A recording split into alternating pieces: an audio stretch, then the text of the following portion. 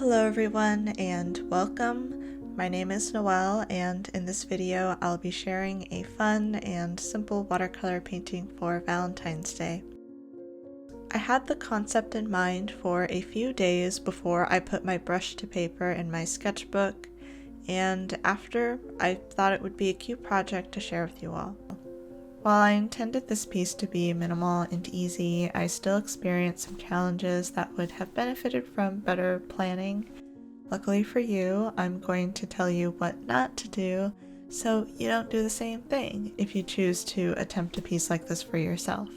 To start, I set up my workspace and sketched the rounded hilltop.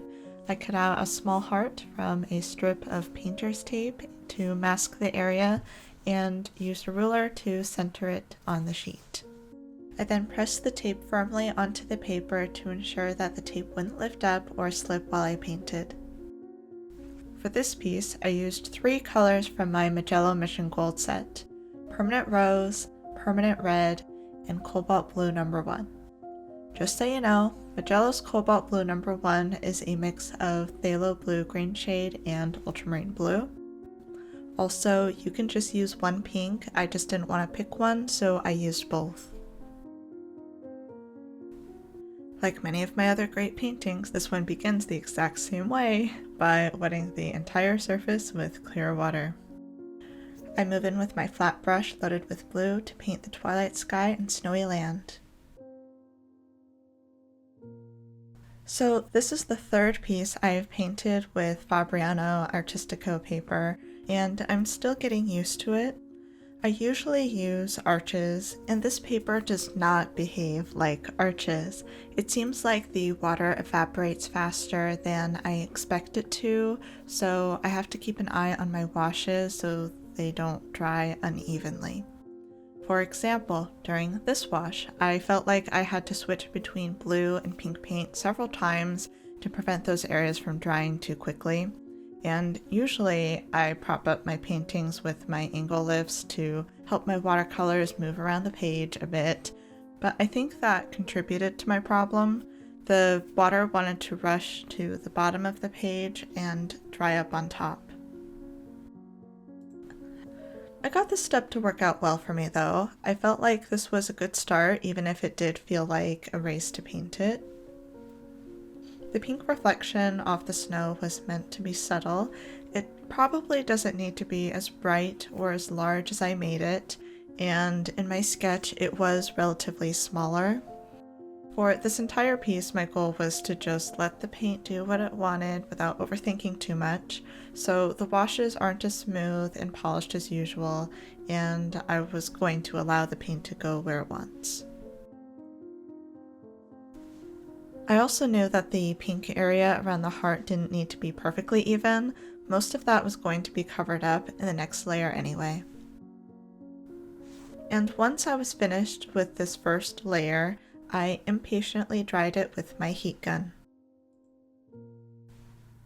In this next step, I painted the dark tree line behind the hill. I thought this was going to be easy peasy, but it was not. When I spent too much time painting the details of the trees, the paint dried too quickly, and I had to scrub the paper and use more paint to hide unwanted lines in the middle of my wash. Then I ran out of my dark purple paint, and I ended up diluting my mixture and quickly attempted to mix more paint to complete the wash. I was also using a different brush than I normally use, and I have found that this paper has a tough time with fine detail, particularly with brushes loaded with water. In comparison, I found that very dry brushes seem to behave better. Unfortunately, it is difficult to explain how I painted the pink glow around the heart. I was keeping track of a lot of different things at this time, so this process was very fidgety.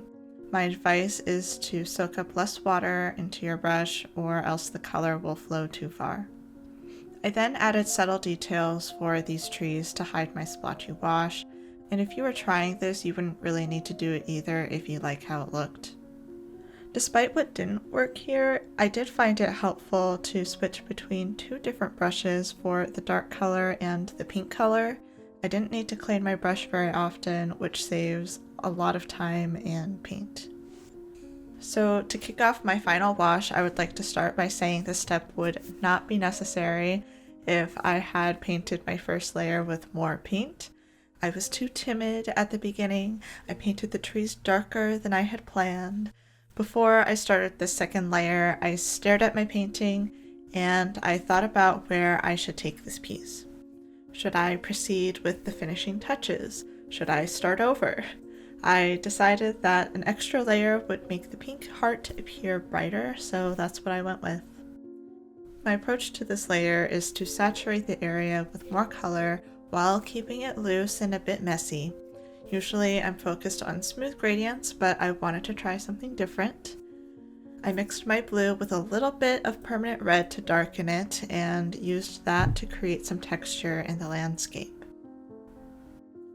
I was inspired to create a piece to represent February and thought of some different ways to incorporate a heart into a landscape scene, and you saw that in my sketchbook. I didn't want any unnecessary details to distract from the subject. Later on, I thought about adding some lines on the ground to look like a farm, or some trees between fields. There are so many possibilities for this piece, and maybe I'll revisit this concept at another point. My intention is to paint the people far away from the viewer on a large landscape to feel like they have traveled a long distance to meet each other. Overall, this was an enjoyable exploration, and I'm glad that I can share it with you.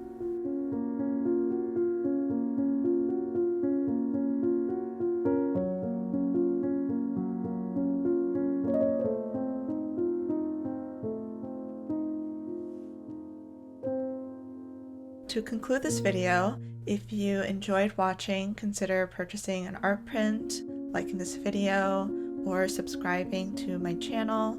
All of my art supplies and information are linked below. I also love answering questions in the comments, and thank you so much for watching.